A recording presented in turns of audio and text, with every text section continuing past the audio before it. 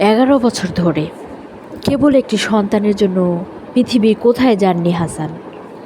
শুধু একটি সন্তানের জন্য স্ত্রী রাবেয়াকে নিয়ে দুনিয়ার সবচেয়ে উন্নত হাসপাতালগুলোতে দৌড়েছেন। শত চেষ্টার পর অবশেষে টেস্ট টিউবের মাধ্যমে রাবেয়ার গর্ভে আসে সন্তান। সে আনন্দে আত্মহারা হাসান।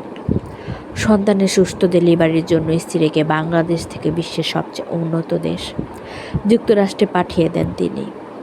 শুধু তাই নয়, পৃথিবীর সব খ্যাতিমান ডাক্তারদের তত্ত্বাবধানে রাখেন রাবেয়াকে।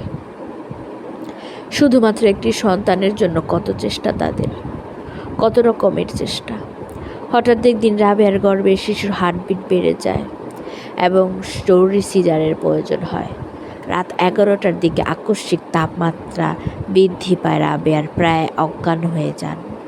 ডাক্তাররা সিজারের প্রস্তুতি নিতে নির্দেশ দেন, কারণ শিশুটি হার্টবিট অনিয়মিত হয়ে পড়েছে। হাসান কাতারের কর্মরত। টেলিফোনে জানতে পারেন অবস্থার গুরুতরতা।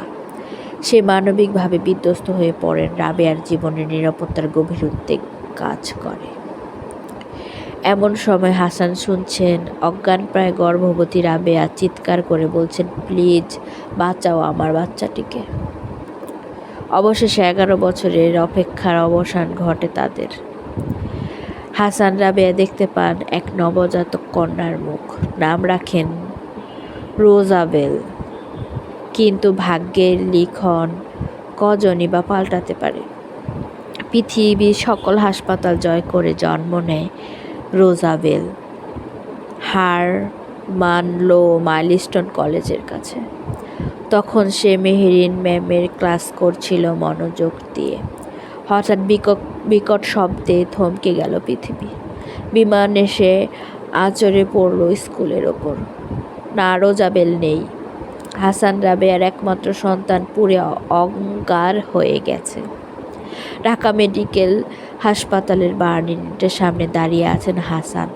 কোলের ভিতর রোজাবেলের পোড়া দেহ।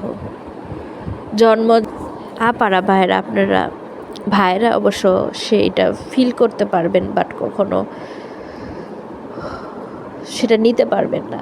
কিন্তু আমরা যারা মায়েরা আছি সেটা আমরা সবসময় ফিল করি, যারা বাচ্চা জন্ম দিয়েছি।